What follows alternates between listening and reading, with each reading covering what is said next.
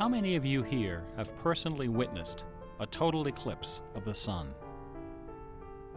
To stand one day in the shadow of the moon is one of my humble goals in life.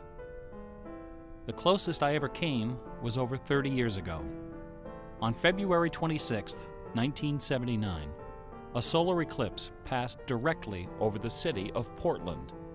I bought my bus tickets and found a place to stay, but in the end, I couldn't get the time off work. Well, anyone who lives in Portland can tell you that the chances of catching the sun in February are pretty slim. And sure enough, the skies over the city that day were completely overcast. I wouldn't have seen a thing. That work I couldn't get out of was my first job out of college. A sales clerk at an old Radio Shack store in beautiful downtown Worcester, Massachusetts.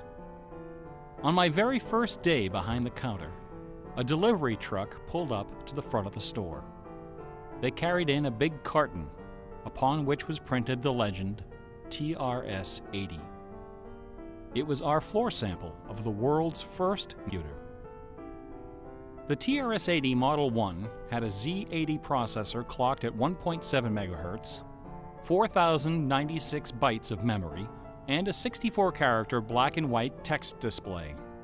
The only storage was a cassette recorder. All this could be yours for the low, low price of $599. The store I was working in had seen better days. At one time, it had been near the center of a thriving commercial district. But like so many other New England cities, the advent of shopping malls had, by the early 70s, turned it into a ghost town. Worcester's solution to this problem was decisive, to say the least. The city's elders apparently decided that if they couldn't beat them, they would join them. And so, several square blocks at the heart of the city were bulldozed into oblivion, destroying dozens of family businesses, including the site of a pharmacy once operated by my great-grandfather. In their place was erected a vast 3-level shopping complex with cinemas and a food court. When the dust settled, only a few forlorn blocks of the old Worcester remained standing. My Radio Shack store was in one of those blocks. Then, to add insult to injury, Radio Shack opened a brand new location inside the shopping center, less than 500 feet from my store. So now patrons had a choice between a clean, well-lighted establishment with uniformed security and acres of convenient parking, or a shadowy hole in a seedy old office building next to an adult movie theater. Consequently, I had plenty of time to fool around with the new computer. I taught myself basic programming. Then I learned Z80 assembly, both, of course, so that I could write games. I also created self-running animated demos which ran all night in the store window for the edification of the winos who peed in our doorway. Strangely enough, the few customers we had didn't seem to be interested in our new computer, even after the 16K memory upgrade. In fact, most of the people who set off the buzzer on their way through the front door weren't there to buy anything at all. They were there to exploit a free promotion, which was the bane of Radio Shack employees for over 40 years, the Battery of the Month Club. The idea of this promotion was simple. Customers got a little red card upon which was printed a square for each month. 12 times a year, the lucky sales clerk got to punch out a square and give the customer one brand new AAA, AA, C, D, or 9-volt battery. Of course, customers weren't allowed to choose just any grade of battery. At the time of my employment, Radio Shack offered 3 different levels of battery excellence. First were the alkalines, powerful, long-lasting, and expensive, hanging behind the counter like prescription medication in gold-embossed blister packs. These were most certainly not available through the Battery of the Month Club. Next were the high-end lead batteries, sturdy, dependable batteries, moderately priced, and prominently displayed near the front of the store. These were also not available through the Battery of the Month Club. Finally, at the bottom of the barrel were the standard lead batteries. These were literally piled in barrels, cunningly located way at the back of the store, in a dark corner near the TV antennas. Remember TV antennas? Customers who came in looking for their free battery of the month had to walk the entire length of the premises, past the CB radios and stereo headphones and remote-controlled racing cars. Nothing would stop them. On the first day of every month, like clockwork, those customers came in waving their little red cards. I would look up from my programming and wave them to the back of the store. It didn't matter that the batteries were only worth 29 cents. It didn't matter that most of them were already half dead. They came, they grabbed. And as far as I can remember, not one of them ever paid for a damned thing. I was such a crappy salesman. I was young and foolish. I thought my education in game design was happening at the keyboard. I almost missed the lesson coming through the front door. Fortunately, I wasn't the only person fooling around with games on micros. All over the country, people like me were experimenting. Scott Adams was coding what would soon become the world's first commercial adventure game. Remember adventure games? My future employer, Infocom, was being founded, along with other legendary companies like Online Systems, Sirius, Personal Software, and SSI. Those were exciting times. Teenagers were making fortunes. Games were cheap and easy to build. The slate was clean. But in 1979, the biggest news in gaming had nothing to do with computers. On the morning of the autumn equinox, September 20th, a new children's picture book appeared in the stores of Great Britain. This picture book was rather peculiar. It consisted of 15 meticulously detailed color paintings, illustrating a slight, whimsical tale about a rabbit delivering a jewel to the moon. On the back jacket of the book was a color photograph of a real jewel, shaped like a running rabbit, 5 inches long, fashioned of 18-karat gold, suspended with ornaments and bells, together with a sun and moon of blue quartz. According to the blurb underneath, this very jewel had been buried somewhere in England. Clues pointing to its location were concealed in the text and in the pictures of the book. The treasure would belong to whoever found it first. The book was called Masquerade. It was created by an eccentric little man with divergent eyes and a talent for mischief named Kit Williams. Within days, the first printing was sold out, and the empire that never sleeps found itself in the grip of rabbit fever. Excited readers attacked the paintings with rulers, compasses, and protractors. Magazine articles and TV specials dissected the clues, floated theories, and followed with keen delight the reckless exploits of the fanatics. One obscure park, unfortunately known by the nickname Rabbit Hill, was so riddled with holes excavated by misguided treasure seekers that the authorities had to erect signs assuring the public that no gold rabbits were to be found there. Some hunters ended up seeking psychological counseling for their obsession. The craze leapt over the Atlantic Ocean and invaded America, France, Italy, and Germany. It sold over 1 million copies in a few months, a record unrivaled by any children's title until the advent of Harry Potter. Over 150,000 copies were sold in foreign translations, including 80,000 copies in Japanese, despite the fact that the puzzle was only solvable in English. It didn't matter that the Masquerade jewel was only worth a few $1,000s. Many seekers spent far more than that in their months of exploration and travel.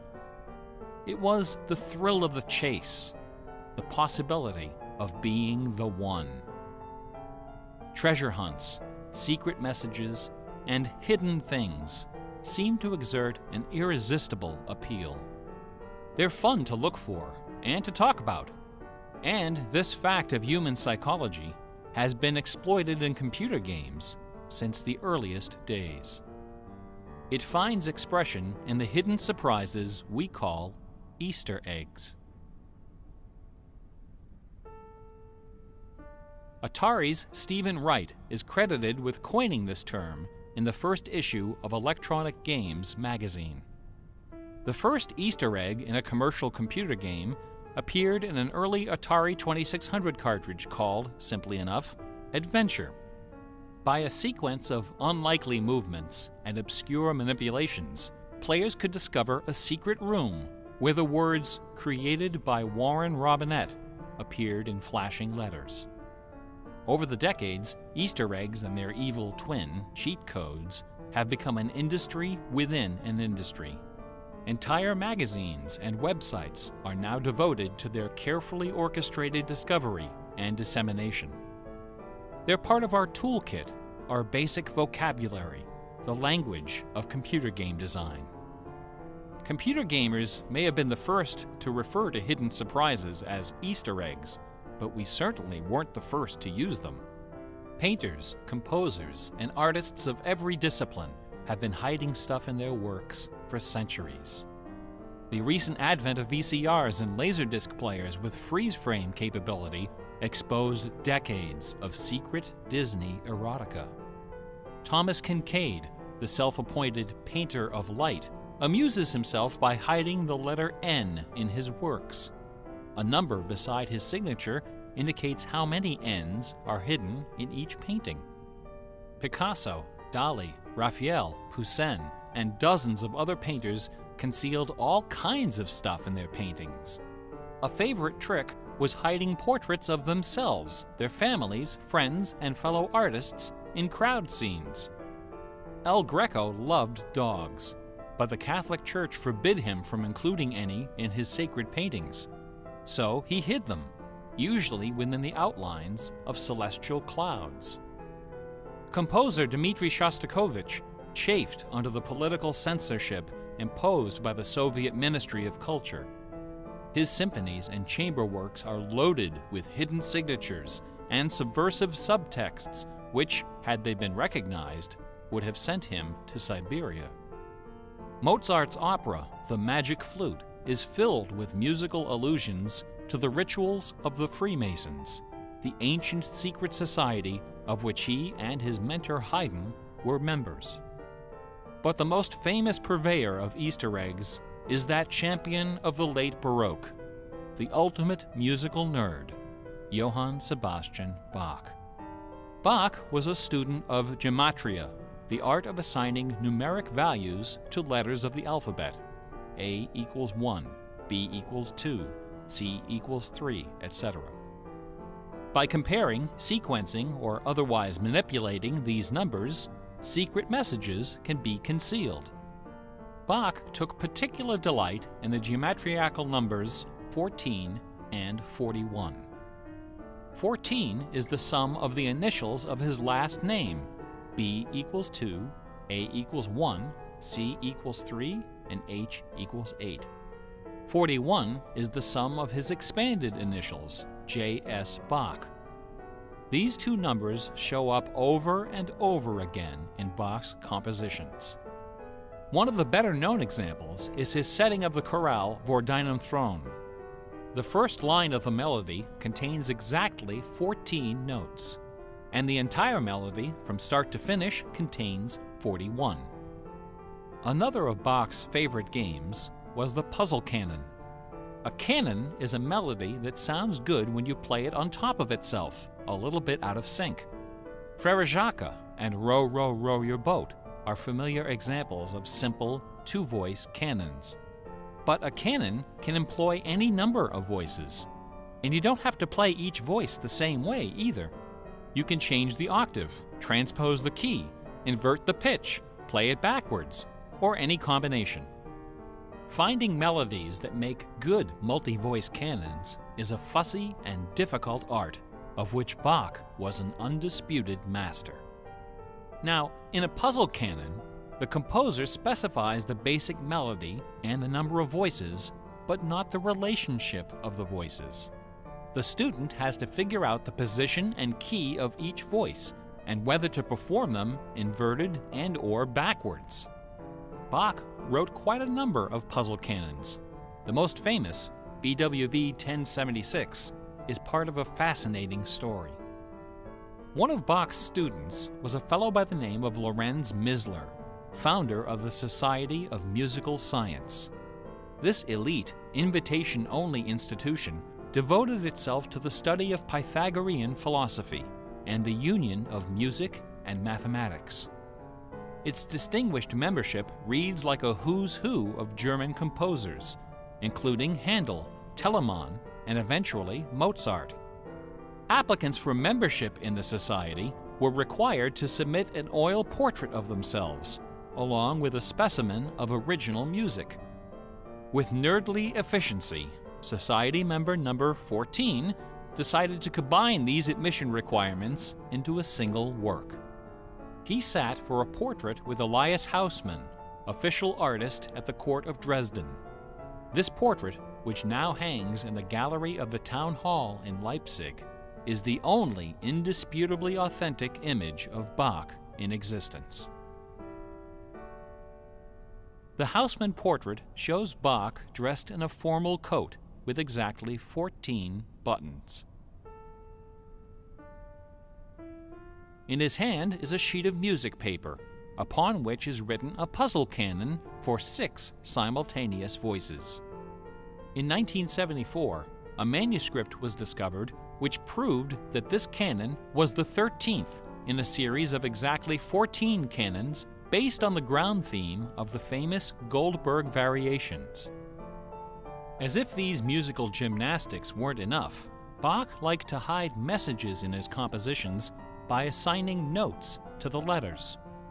His initials, B-A-C-H, correspond to the pitch sequence B-flat, A, C, and B natural in German letter notation. This theme makes its most memorable appearance in the last bars of his final composition, The Art of Fugue, published soon after his death in 1750. The word fugue comes from the Latin fuga, which means flight, as in running away. So the art of fugue is the art of flight, the art of taking a theme and running with it. Bach wrote hundreds of fugues, but none as sublime as this sequence of 14. In the last and most complicated fugue in the series, the first and second sections develop normally. This is followed by the B-A-C-H signature, and then suddenly, without any warning or structural justification, the fugue stops, dead in its tracks. One of the composer's 20 children, his son Carl Philipp Emanuel, claimed that Bach died moments after those last few notes were written. This story is probably apocryphal. The Easter eggs in Bach's music are a pleasant obscurity, known chiefly to professors and students of Baroque music. But in March of 2002, when this lecture was first delivered, those Easter eggs were the talk of the entire classical music industry. Sitting near the top of the classical music charts that month was a compact disc on the ECM label called Moriarty. It was performed by the Hilliard Choral Ensemble, together with a talented but, until then, little-known violinist, Christoph Poppen. The music on Moriarty is based on a geometrical analysis of Bach's Partita in D minor for solo violin. This analysis, by German professor Helga Thon, assigns numeric values to the duration of notes, the number of bars, and the German letter notation of the partita. In doing so, she claims to have discovered the complete text of several liturgical ceremonies encoded in the notes. The CD presented these hidden texts superimposed over the original music. The result was strangely melancholy, dark, haunting, and very, very popular. Quite a few music critics attacked this disc. They didn't buy Professor Thon's analysis. dismissing it as a combination of numerology and canny marketing. Their caution was not without basis. Numerology is a slippery slope down which many a fine mind has slid to its doom. Allow me to offer an amusing anecdote from my own experience. Back in the early 90s, before the internet took off, one of the more popular online bulletin board systems was a service called Prodigy. I bought an account on Prodigy so I could join a fraternal interest group and gossip with fellow members around the country. One day, a stranger appeared on our bulletin board. Right away, I knew we were in trouble. This fellow, whose name was Gary, began spouting all kinds of apocalyptic nonsense about worldwide conspiracies, secret societies, and devil worship. At first, we tried to be polite.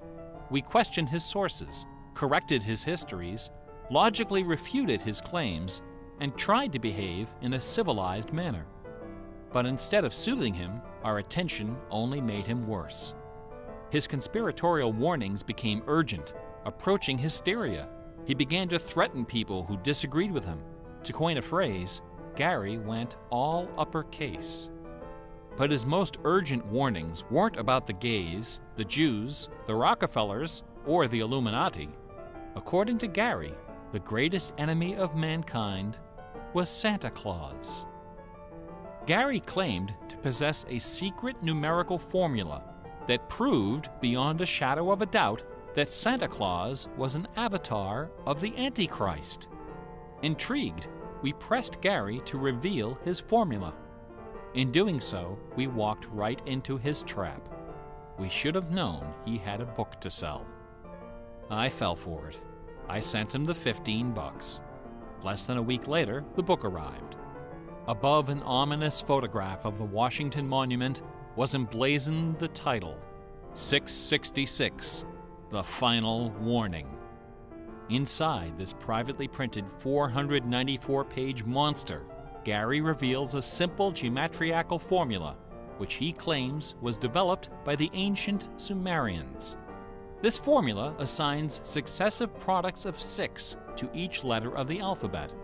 A equals 6, B equals 12, C equals 18, etc. Imagine my dismay when I applied this ancient formula to the name Santa Claus and obtained the blasphemous sum of 666, the biblical number of the beast. I went on Prodigy and reported to the stunned members of our interest group that Gary was right after all.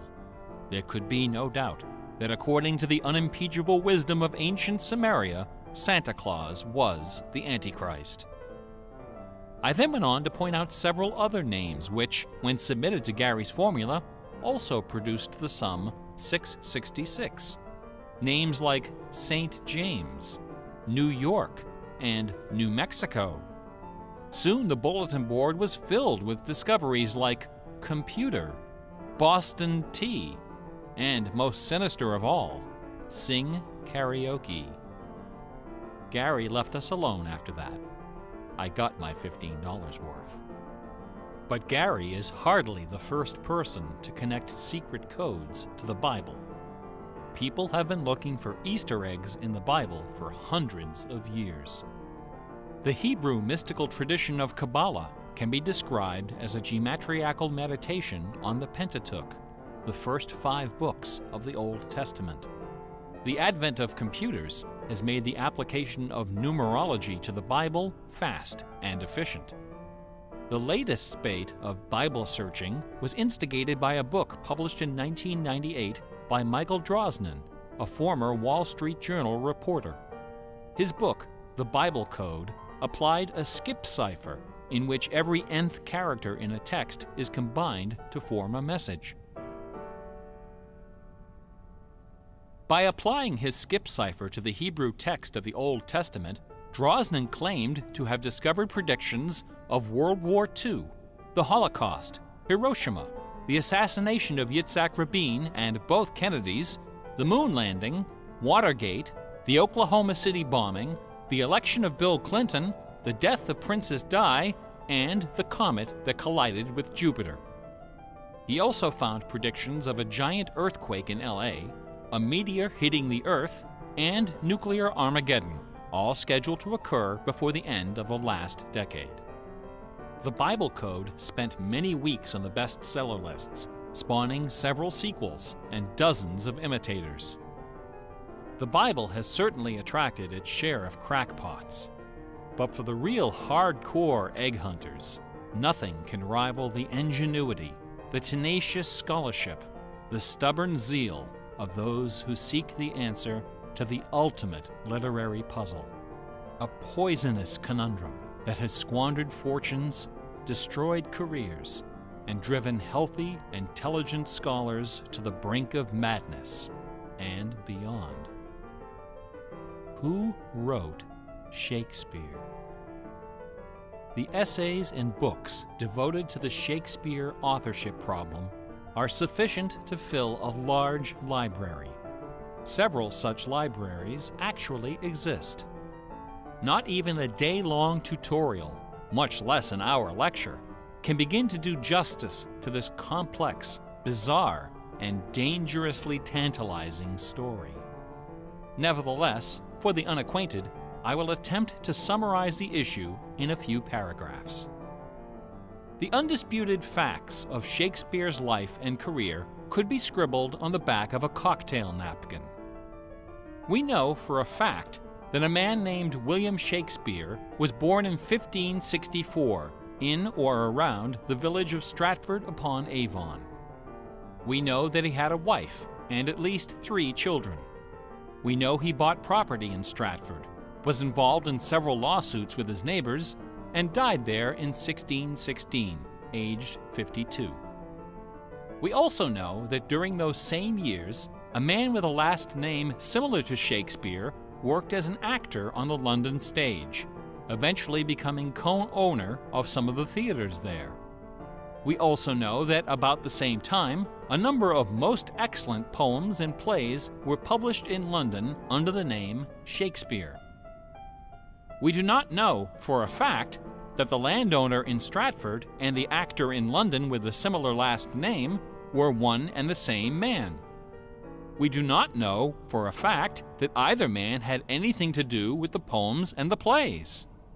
All we know is that those poems and plays have, in the 400 years since their composition, come to be regarded as a pinnacle of Western culture.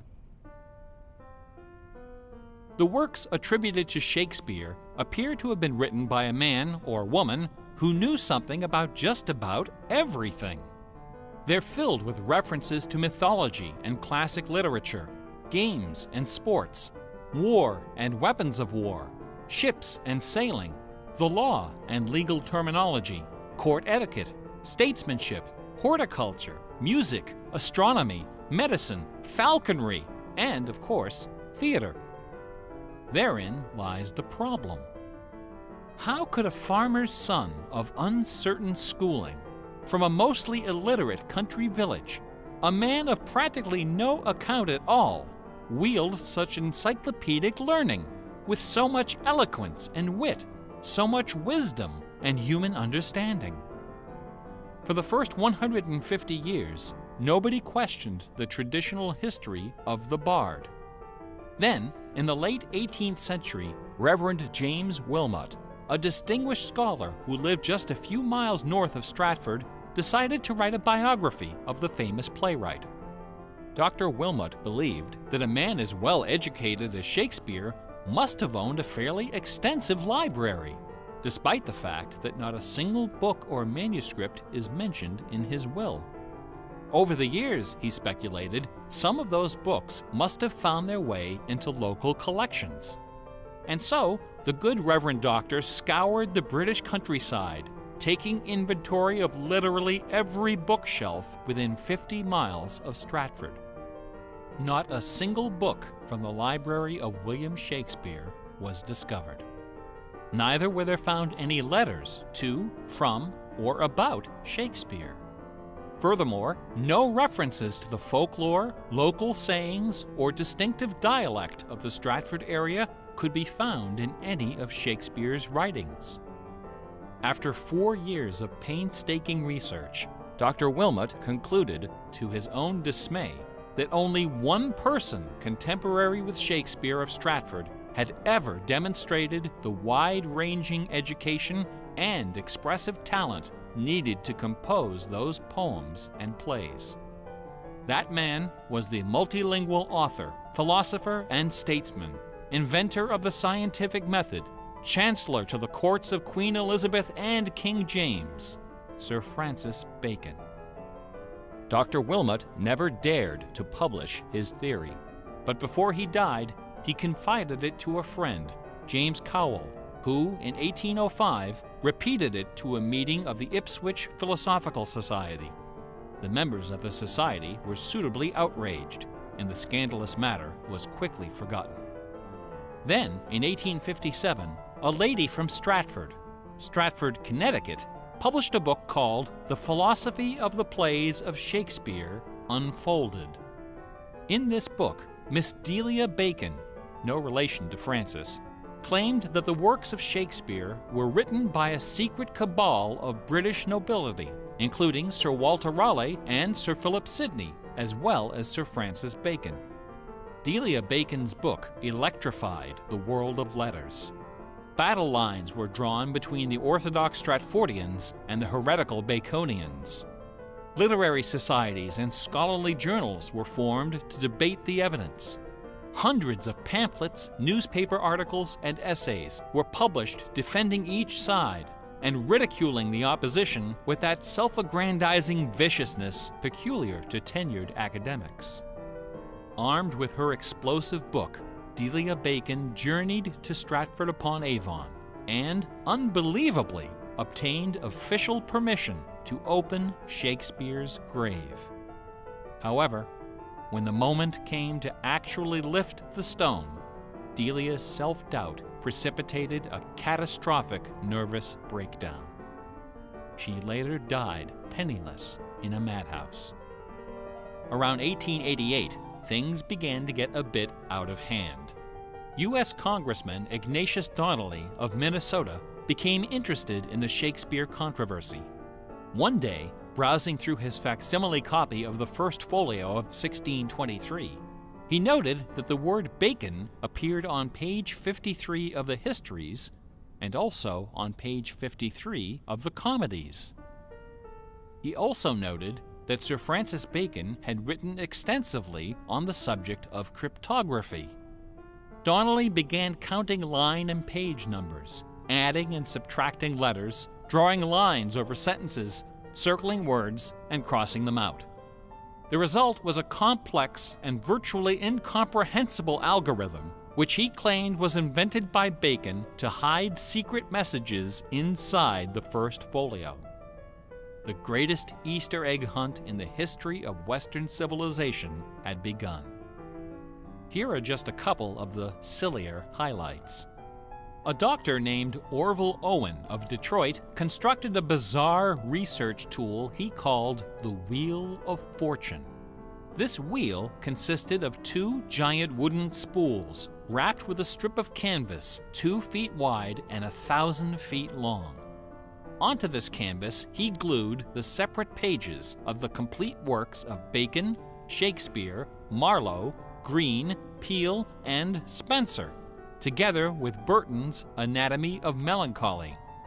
By cranking the spools back and forth, Dr. Owen could quickly zip across the pages in search of clues and cross-references. Employing a large team of secretaries and stenographers, Owen claimed to have uncovered a complete alternative history of Elizabethan England, as well as several entirely new Shakespeare plays and sonnets. Listen to this hidden verse, supposedly penned by the mighty bard himself, which inspired Dr. Owen to build his Wheel of Fortune.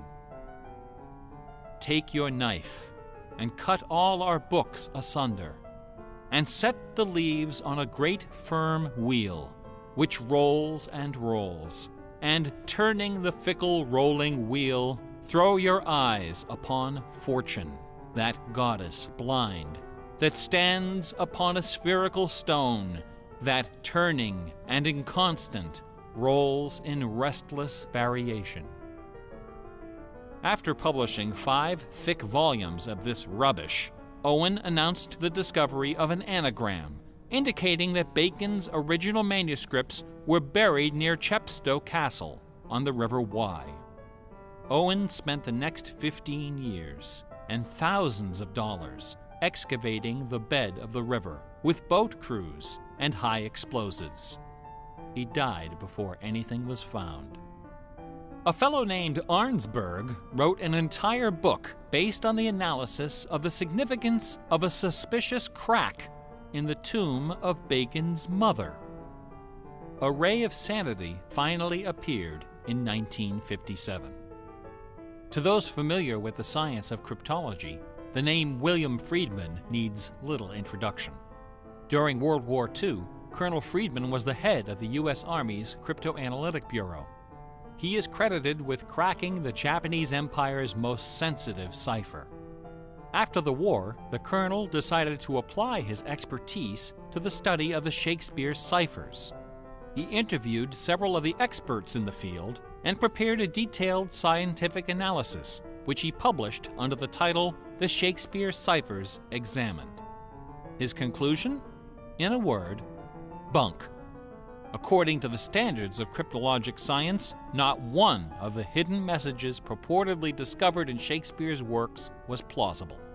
The rules used to extract these messages from the texts were non-rigorous, wildly subjective, and unrepeatable by anyone except the original decipherer. The people involved were not being dishonest. They were channeling their preconceptions. They were trapped in a labyrinth of delusion, mining order from chaos. Anglers in a lake of darkness. Lear, Act 3, Scene 6. You would think that Friedman's cold and ruthless exposure would be enough to silence the heretics once and for all. Not a chance. The books and TV specials and websites and conferences and doctoral dissertations keep right on coming. I should point out that the Shakespeare authorship issue is not only the preoccupation of cranks and weirdos. A substantial number of respected authors and Shakespeareans have expressed serious doubts about the traditional origin of the plays. The list includes Nathaniel Hawthorne, Ralph Waldo Emerson, Walt Whitman, Henry James, Sam Clemens, Sigmund Freud, Orson Welles, and Sir John Gielgud. Living skeptics include the artistic director of the New Globe Theatre, Mark Rylance, Michael York, Derek Jacobi, Kenneth Branagh, and even that most revered and scholarly of contemporary Shakespearean actors, Keanu Reeves.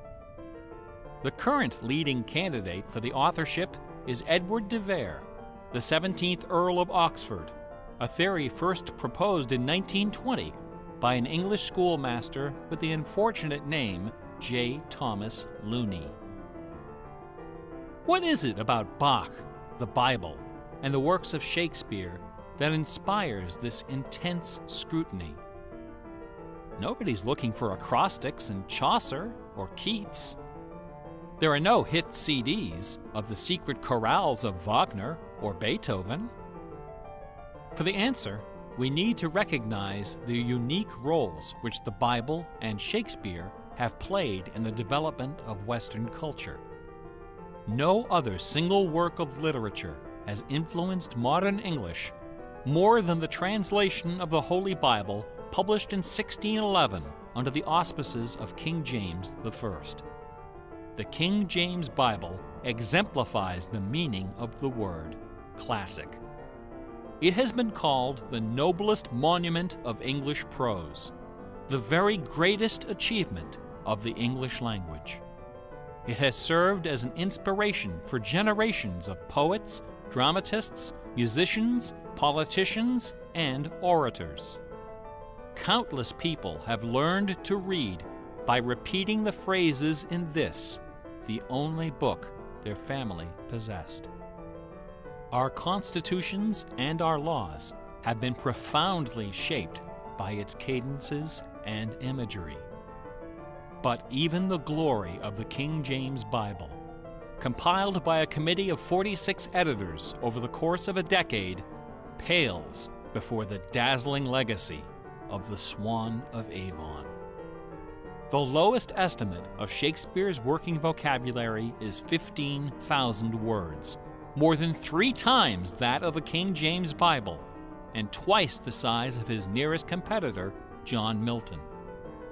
His poems and plays were written without the aid of a dictionary or a thesaurus. They didn't exist yet. It was all in his head. When Shakespeare had a thought for which Elizabethan English had no word, he invented one.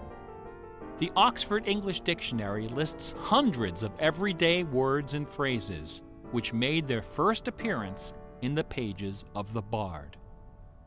Addiction, alligator, assassination, bedroom, critic, dawn, design, dialogue, employer, film, glow, gloomy, gossip, hint, hurry, investment, lonely, luggage, manager, switch, torture, transcendence, wormhole, zany. Hamlet alone contains nearly 40 of these neologisms.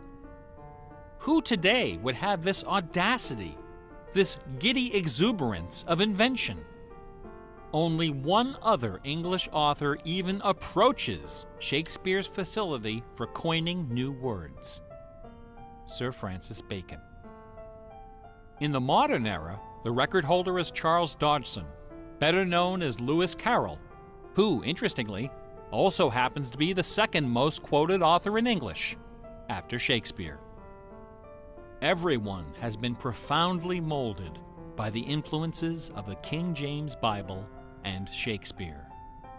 Like it or not, all of us peer at the world through the lenses of these great works. They are the primary source documents of modern English thought, the style guides of our minds. Contemplating these dazzling jewels of wisdom and eloquence gives rise to an extraordinary feeling, a potent, rare, and precious emotion with the potential to completely upset your life.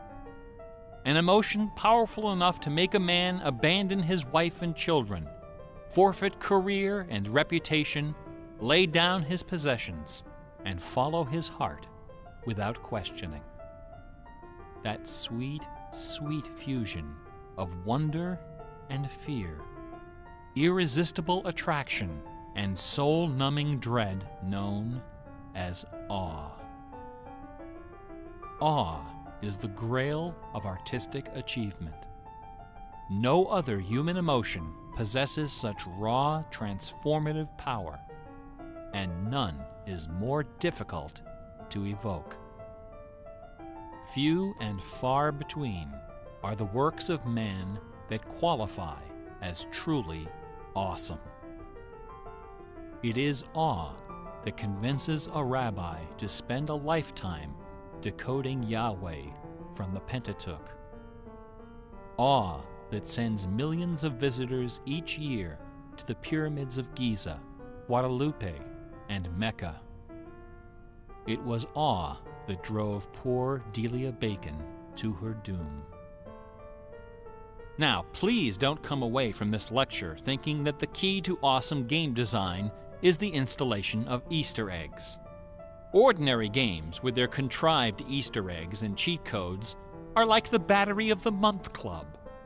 You have to trudge down to the back of the store to get what you really came for. If superpower is what people really want, why not just give it to them? Is our imagination so impoverished that we have to resort to marketing gimmicks to keep players interested in our games? Awesome things don't hold anything back. Awesome things are rich and generous. The treasure is right there. One afternoon, I was sitting alone behind the counter at that old Radio Shack store. My boss had stepped out for some reason. An elderly woman walked through the front door.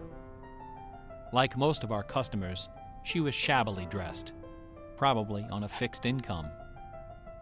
I assumed she was there for her free battery, but instead, she placed a portable radio on the counter. This little radio came from the days when they boasted about the number of transistors inside on the case. It was completely wrapped in dirty white medical tape. The woman looked at me and asked, "Can you fix this?" Slowly, I unwrapped the medical tape, peeling away the layers until the back cover of the radio fell off, accompanied by a cloud of red dust. The interior of the radio was half eaten away by battery leakage and corrosion. I looked at the radio. I looked at the old woman. I looked back at the radio. I reached behind me, where the expensive alkaline batteries were hanging like prescription medication, and removed a gleaming 9-volt cell from its gold blister pack. Then I pulled a brand new transistor radio from a box, installed the alkaline, and helped the lady find her favorite station. No money changed hands. She left the store without saying a word. Awesome things are kind of like that.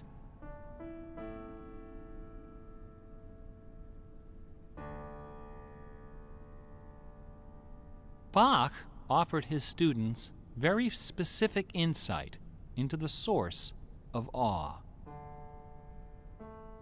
In addition to BACH, 2 other sets of initials are also associated with Bach's music. These initials are not hidden in the notes. Instead, they're scrawled right across the top of the manuscript for the whole world to see. The initials are SDG and JJ. SDG stands for the Latin phrase Sole Deo Gloria, to the glory of God alone. JJ stands for Jesu Juva, help me, Jesus. Bach wrote all of his great masterpieces sub specie aeternitatis, under the aspect of eternity. He did not compose only to please his sponsors or to win the approval of an audience. His work was his worship. Bach once wrote, "Music should have no other end and aim than the glory of God and the recreation of the soul. Where this is not kept in mind, there is no true music, but only an infernal clamor and ranting." The name of the power that moves you is not important. What is important is that you are moved. Awe is the foundation of religion. No other motivation can free you from the limits of personal achievement. Nothing else can teach you the art of flight. Computer games are barely 40 years old. Only a few words in our basic vocabulary have been established. A whole dictionary is waiting to be coined. The slate is clean. Someday soon, perhaps even in our lifetime, a game design will appear that will flash across our culture like lightning. It will be easy to recognize. It will be generous, giddy with exuberant inventiveness. Scholars will pick it apart for decades, perhaps centuries. It will be something wonderful, something terrifying, something awful. A few years ago, I was invited to speak at a conference in London. My wife joined me, and we took a day off for some sightseeing. we decided to visit England's second biggest tourist attraction, Stratford-upon-Avon. It was cold and rainy when our train arrived. Luckily, most of the attractions are just a short walk from the station. We visited Shakespeare's birthplace, a charming old house along the main street, which attracts millions of pilgrims every year, despite the complete lack of any evidence that Shakespeare was born there or even lived anywhere near it. We went past the school where Shakespeare learned to read and write, although no documents exist to prove his attendance. We visited Anne Hathaway's cottage, the rustic country farm where his wife spent her childhood, although no record shows anyone by that name ever having lived there. Finally, we came to the one location undeniably associated with Shakespeare, Trinity Parish Church, on the banks of the River Avon, where a man by that name is buried. This beautiful church is approached by a long walkway between rows of ancient gravestones, shaded by tall trees. The entrance door is surprisingly tiny.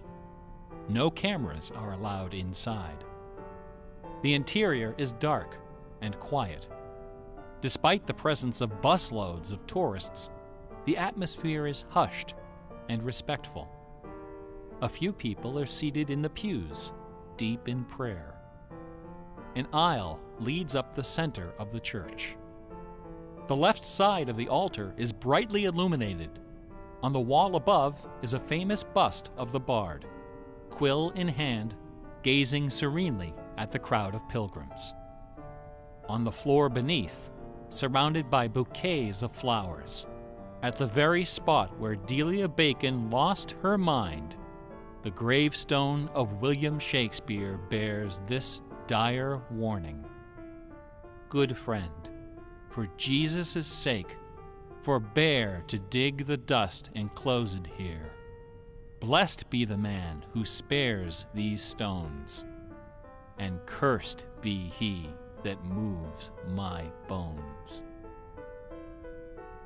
Every year, 3 million pilgrims arrive from every nation on earth to approach this stone and consider the likeness of a man whose body of work can only be described as awesome.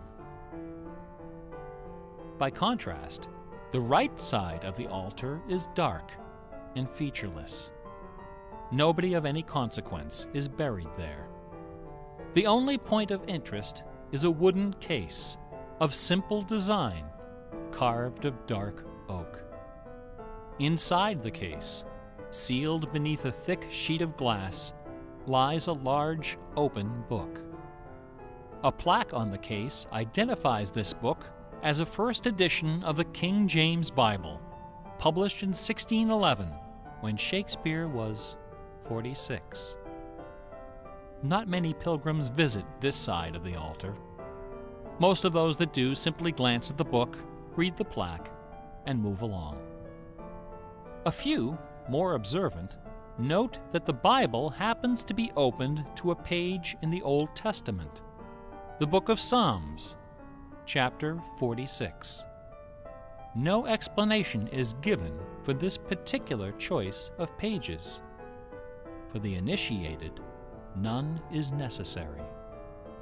If you are of inquisitive bent, if you are intrigued by English history and literature, if you value your peace of mind, cover your ears now. In the year 1900, a scholar noticed something about the King James translation of Psalm 46. Something terrifying, something wonderful. The 46th word from the beginning of Psalm 46 is shake. The 46th word from the end is spear. There are only 2 possibilities here. Either this is the finest coincidence ever recorded in the history of world literature, or it is not. The Earth revolves around only one sun and has only one moon. The moon happens to be 400 times smaller than the sun. The sun happens to be 400 times farther away. And the apparent paths of the moon and sun in our sky happen to intersect exactly twice every month. Which means that every now and then, at long yet precisely predictable intervals, the lunar disk slips across the face of the sun and just barely conceals it for a few wonderful, terrible minutes. A fine coincidence, no? In June of 1977, a little man with divergent eyes and a talent for mischief ascended a hilltop in the British village of Ampthill. At the summit of this hill is a tall, slender cross, a memorial to Catherine of Aragon, the first wife of Henry VIII. The sun, high in the south, cast the shadow of the cross upon the grassy hillside. At exactly 12 noon, the man removed from his pocket a bar magnet. He turned the magnet so its north pole was facing south and buried it under the shadow of the cross. 2 years later, a few hours before the publication of his first book, the man returned to that hillside, this time in the dead of night. He used a compass to locate the magnet he had buried. In that same place, he dug a hole in the ground and placed inside a ceramic container inscribed with the following words: "I am the keeper of the jewel of masquerade, which lies waiting safe inside me for you or eternity."